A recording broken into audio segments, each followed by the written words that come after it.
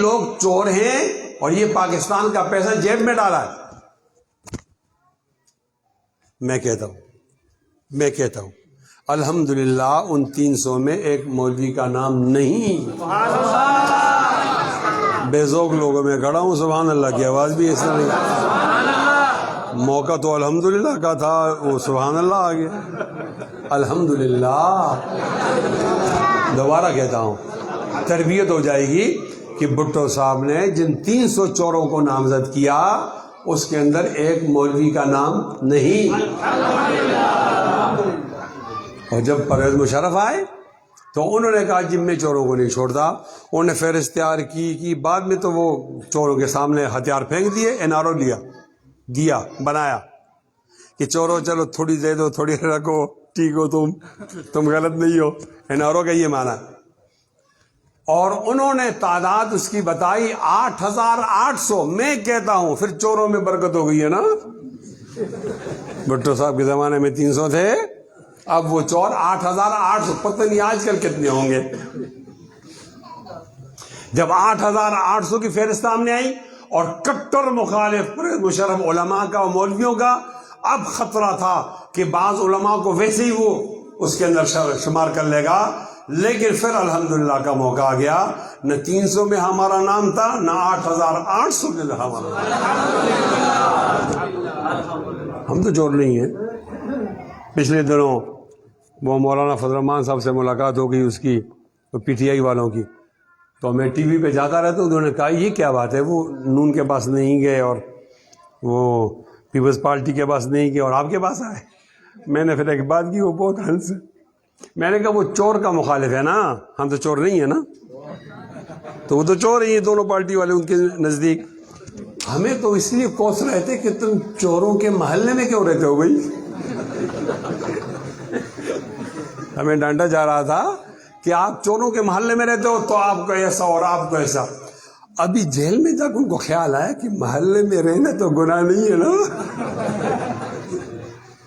اگر ان تینوں میں کسی سے بات ہو سکتی ہے تو یہ لوگ ٹھیک ہے احسان صاحب, کہ یہ چوروں کے محلے میں خود چور تو نہیں ہے نا اور محلے میں گناہ نہیں ہے, تو نے ہم سے رابطہ کیا.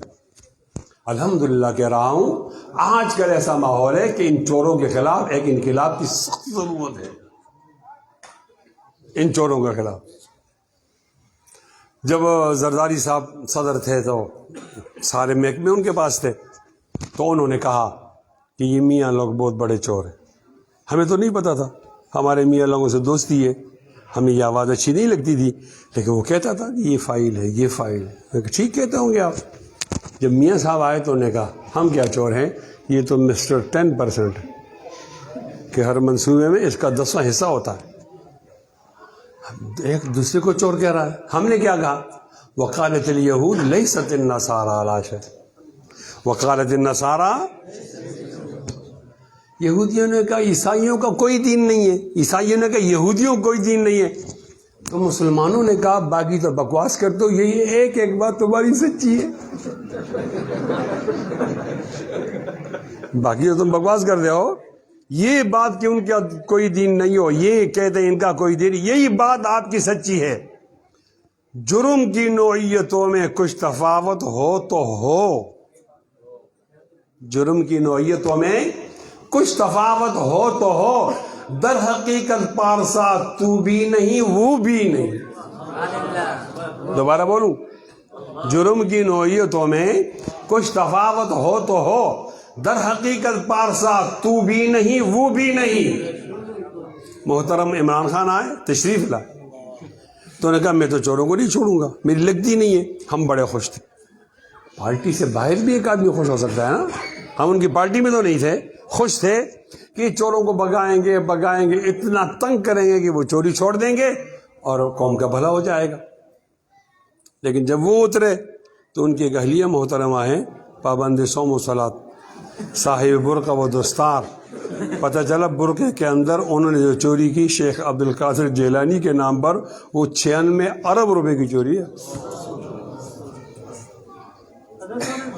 ایک منٹ, ایک جرنیل آئے, جرنیل نے کہا سارے سیاستدان چور ہیں, سارے. ہم نے کہا جنرل پاک ہوگا, فرشتہ ہوگا, تو لوگوں نے کہا بھائی یہ جو جنرل ہے Pervez Kayani, chief of army staff, سب سے بڑا چور تو یہ، اور اس نے اتنی چوری کی کہ اس نے لیے آسٹریلیا میں الگ پاکستان بنا لیا اپنے لیے، اور تمام سیاستدانوں کی چوری کو جمع کیا جائے تو جنرل پرویز کیانی کے چوری کے 10ویں حصے کو نہیں پہنچ سکتا۔ تو پھر اس کا معنی سارے جنرل چور ہیں، جس کو جتنا اختیار ملا اس نے چوری کی۔ آج موقع ہے کہ قوم کو ایماندار قیادت ملے اور چوروں کے خلاف ایک جہاد کیا جائے۔ بھئی ہماری قوم ٹھیک ہے یار، پاکستان بھی ٹھیک ہے، تم ہٹ جاؤ آگے سے، اور قوم میں یہ شعور ہونا چاہیے کہ وہ خلافت کا نظام کو لائے اور چوروں کو مسترد کر دے۔ میں علی گڑھ کا مخالف نہیں ہوں، میں نے خود علی گڑھ سے پڑھا ہے، میں نے ڈبل ایم اے کیا ہے پشاور یونیورسٹی سے، میں نے پڑھا ہے، لیکن شکایت تو ہوتی 76 سال ہو گئے نا بھائی، سارا پیسہ ان پہ لگا۔ آپ پنجاب یونیورسٹی کا علاقہ پیدل آپ نہیں گھوم سکتے وہاں، ان کی تنخواہیں دیکھیں، اور جو لوگ پیدا ہو رہے ہیں وہ کام کے نہیں۔ کسی بھی بستی کے اندر جو مسجد ہوتی ہے اس میں ایماندار آدمی مولوی امام ہوتا ہے، وہ اس بستی کا ایماندار ترین آدمی ہے، وہ ان کی پیداوار تو نہیں ہے، وہ پیداوار مدرسے کی ہے۔ آج کہتا ہوں علی الاعلان، جو لوگ سننا چاہتے ہیں وہ سنیں، میں یہ کہہ رہا ہوں آج بھی آپ حکومت مدرسے کے حوالے کرو، ہم نے مدرسے ایمانداری سے چلائیں، انشاءاللہ حکومت بھی ایمانداری سے چلائے گا، اونچی آواز میں انشاءاللہ، اور زور سے انشاءاللہ، اور زور سے انشاءاللہ۔ ان سے نہیں چل سکا۔ آج ہم گرے لسٹ کے قریب ہیں، آج ہم ڈیفالٹ ہو رہے ہیں، پیسہ تو بہت ہے، کدھر چلا گیا؟ جیبوں میں گیا ہے۔ اس کا معنی یہ ہے کہ تم فوجیوں کی بوٹ پالش کرو اور چوری کرتے رہو، تمہاری چوری جائز ہے، اور کسی نے کہہ دیا کہ چور، پھر مقدمے بنا دو۔ مجھے 6 بار گرفتار کیا اس بات پر کہ باقی لوگوں کو آپ چور کہو لیکن آپ جرنیلوں کو نہ کہو۔ میں نے کہا یہ کس بات کی مولی ہے؟ اگر چوری کریں گے تو ہم کہیں گے، نہیں کریں گے تو نہیں کہیں گے۔ اگر آپ چوری کرو گے تو آپ کا گریبان ہمارے ہاتھ سے دور نہیں ہے۔ انشاءاللہ جب احتساب ہوگا تو آپ کا پہلے احتساب کر کے رکھیں گے، اونچی آواز میں انشاءاللہ، اور اونچا انشاءاللہ۔ میں اس وقت یہ بھی مان لیتا ہوں کہ وہ نظام تعلیم کا بھی اثر ہوتا ہے۔ علی گڑھ والوں سے ہم نے کہا کہ قرآن مجید کو تعلیم کا محور بناؤ، اس پڑھنے والے پر اس کا اثر ہوگا، انہوں نے نہیں بنایا۔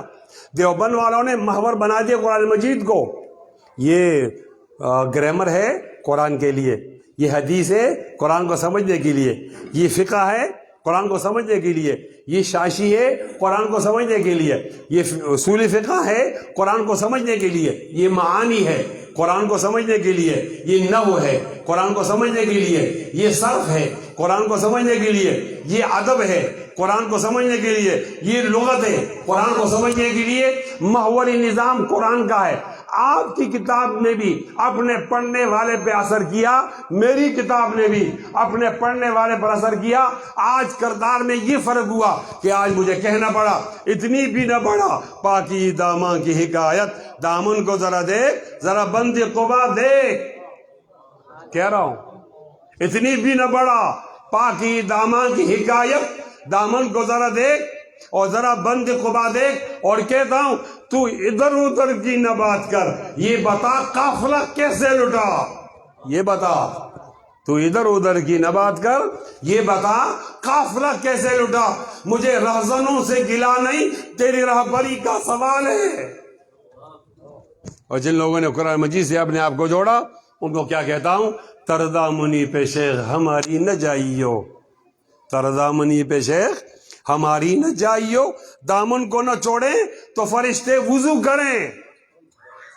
اور کیا کہتا ہوں سبق پھر پڑھ صداقت کا، عدالت کا، شجاعت کا۔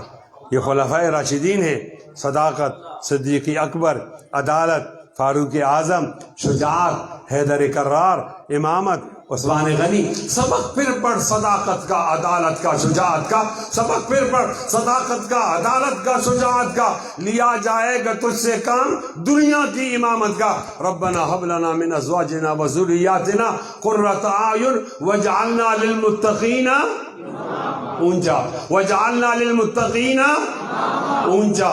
وجعلنا للمتقین وجعلنا للمتقین اماما، یا اللہ ہمیں متقیوں کا امام بنا دیجئے. درفشانی نے تیری قطروں کو دریا کر دیا، دل کو روشن کر دیا، آنکھوں کو بینا کر دیا. خود نہ تھے جو راہ پر اوروں کے ہادی بن گئے.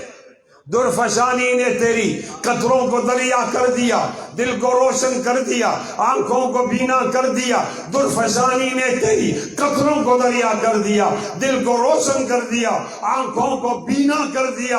خود نہ تھے جو راہ پر اوروں کے ہادی بن گئے. کیا نظر تھی جس نے مردوں کو مسیحا کر دیا. آخری بات بتا رہا ہوں، آخری. ختم نبوت کا مسئلہ حل ہوگا خلافت سے، اور خلافت کا نظام دنیا میں ہوگا تو ہم عزت سے زندگی گزاریں گے، ورنہ ہمارا حال فلسطین کی طرح ہوگا. خطیب صاحب بالکل آخر میں بتا رہا ہوں، بالکل آخر. آپ تاریخ دیکھو، لنگڑی لولی خلافت تھی عثمانیہ والی، 615 سال رہی. بعض لوگ کہتے ہیں 700 نہیں تھی، 615 تھی. لیکن جب تک تھی تو اب مسلمانوں کو کوئی نیچ کی نظر سے نہیں دیکھ سکتا تھا. ہماری تاریخ تو یہ ہے کہ کراچی کو دیول کہا جاتا تھا، اور یہاں سے لوگ گزرتے بحری جہازوں میں، مسلمان بھی گزرتے تھے. ہندو راجہ داہر کی حکومت تھی، ان کے ایک سپاہی نے تلاشی کے لیے ایک خاتون کی توہین کی. کیا توہین کی؟ ہاتھ اٹھائے نہیں، عزت پہ ہاتھ اٹھائے نہیں، صرف تلاشی کے موقع پر اس کی چادر کو اٹھا دیا. خاتون نے کہا اچھا میں خلیفہ کو بتاؤں گی، میں خلیفہ کو بتاؤں گی. اور جہاں وہ اتری وہاں سے خلیفہ کے نام خط بھیجا، اگر تم اللہ کے لیے خلیفہ ہو تو ایک ہندو نے میری چادر اٹھائی ہے، میرا بدلہ لے لو. وہاں سے محمد بن قاسم کی قیادت میں لشکر جرار آیا. وہاں کراچی کے مقام پر، اس کو دیول کہتے تھے، راجہ داہر سے مقابلہ ہوا. راجہ داہر بھاگ گیا، قلعے میں گیا، قلعے کی انہوں نے محاصرہ کیا. براخر راجہ داہر وہ قتل ہو گیا، اس کی فوج تتر بتر ہو گئی. انہوں نے وہاں اسلامی حکومت قائم کی، اور پھر آگے آتے رہے، سکر تک پہنچے. یہ سکر عربی کا لفظ ہے، یہ گرم بہت زیادہ تھا. انہوں نے کہا واللہ ھذا سقر، یہ تو دوزخ ہے بھائی. عربی میں دوزخ کو سکر کہتے ہیں. وہ آج سکر بن گیا. وہاں تک نہیں ٹھہرے، آگے آئے ڈیرہ غازی خان تک. یہ لودھرا باورپور کا علاقہ قبضہ کیا، اور پھر یہ آگے آئے ملتان تک. ملتان کے بھی کچھ حصے لیے، پھر ان کو بلایا گیا واپس. وہ الگ کہانی ہے. اگر محمد بن قاسم کو نہ بلایا جاتا تو یہ پاکستان کا یہ جو ایریا ہے، یہ اسلامی حکومت قائم ہو جاتی اس زمانے کے اندر. اور یہ ہوتی ایک عورت کے دوپٹے کی توہین کا بدلہ. اس کے بعد اگر ہندو کسی مسلمان عورت کے دوپٹے کو ہاتھ لگاتا تو 100 بار سوچتا کہ خلافت والے بدلہ بھی لیتے ہیں اور اپنی بہن کی عزت کے لیے آگے تک جاتے ہیں. اب خلافت نہیں ہے، جو چاہے ہمارے نبی کو گالیاں دے. اب خلافت نہیں ہے کوئی آدمی نبی بن جائے. اب خلافت نہیں ہے نبی علیہ السلام کی توہین ہو جائے. یہ بھی ہو جائے کہ ایک ملک والے کہتے ہیں عدالت سے کہ مجھے آپ اجازت دو، میں قرآن جلانا چاہتا ہوں، یہ میرا بنیادی حق ہے. اور ملک کی عدالت اس کو اجازت دیتی ہے اور انتظامیہ سے کہتی ہے کہ فلاں جگہ پر اس کو موقع فراہم کرو کہ یہ قرآن کو پھاڑے اور جلائے. اور ایسا ہوا. مسلمان نماز پڑھ رہے ہیں، ایک ٹیررسٹ آئے عیسائی، سب کو مار کے چلا گیا، ایک بھی زندہ نہیں چھوڑا. گناہ کوئی نہیں معلوم. اور کبھی ہمارے نبی کو گالیاں دی جا رہی، کبھی مسلمانوں کو مارا جا رہا، کبھی کشمیر کا مسئلہ، کبھی چچنیا کا مسئلہ، کبھی قبرص کا مسئلہ، کبھی ایریٹریا کا مسئلہ، کبھی افغانستان کا مسئلہ، اور آج فلسطین کا مسئلہ. لکھ کر دیتا ہوں، اگر یہ ملک کے اندر خلافت موجود ہوئی تو فلسطین کا مسئلہ حل ہو جائے گا. خدا کی قسم ہمارے ملک اور تمام دنیا کے لیے قرآن و سنت کے علاوہ کوئی بہترین نظام نہیں ہے. قرآن و سنت کا نظام آئے گا، ختم نبوت کا مسئلہ بھی حل ہو جائے گا، کشمیر کا بھی حل ہوگا، فلسطین کا بھی حل ہوگا. اس قرآن و سنت کے نظام کو لانے کے لیے آپ کو آگے بڑھ کر قربانی دینی پڑے گی. اگر آپ قربانی دے سکتے ہیں تو مسائل کا حل میں نے بتا دیا، نہیں دے سکتے تو مسائل میں پھنستے رہیں گے. دونوں ہاتھ بلند کر کے انشاءاللہ کہہ کے وعدہ کرو کہ قرآن و سنت کی بنیاد پر آنے والی خلافت کو ہم انشاءاللہ ویلکم کریں گے اور قربانی دیں گے. میں حسن سماعت پر آپ کا انتہائی مشکور ہوں، شکریہ ادا کرنا چاہتا ہوں، اور آخر میں ان الفاظ پہ ختم کرنا چاہتا ہوں: اٹھ اثر نو، دہر کے حالات بدل ڈال. اٹھ اثر نو، دہر کے حالات بدل ڈال، تدبیر سے تقدیر کے دن رات بدل ڈال. کالا ہو کہ گورا ہو، سبھی بندے ہیں اس کے، اس قومیتی بے جا کی روایات بدل ڈال. اٹھ اثر نو، دہر کے حالات بدل ڈال، تدبیر سے تقدیر کے دن رات بدل ڈال. مزدور کو 2 وقت کی روٹی نہیں ملتی، اس بندے مجبور کے اوقات بدل ڈال. میدان میں آ، چھوڑ کے تسبیح و مسلح، کچھ دیر کے لیے طرز عبادات بدل ڈال. اٹھ اثر نو، دہر کے حالات بدل ڈال، تدبیر سے تقدیر کے دن رات بدل ڈال. ہمارے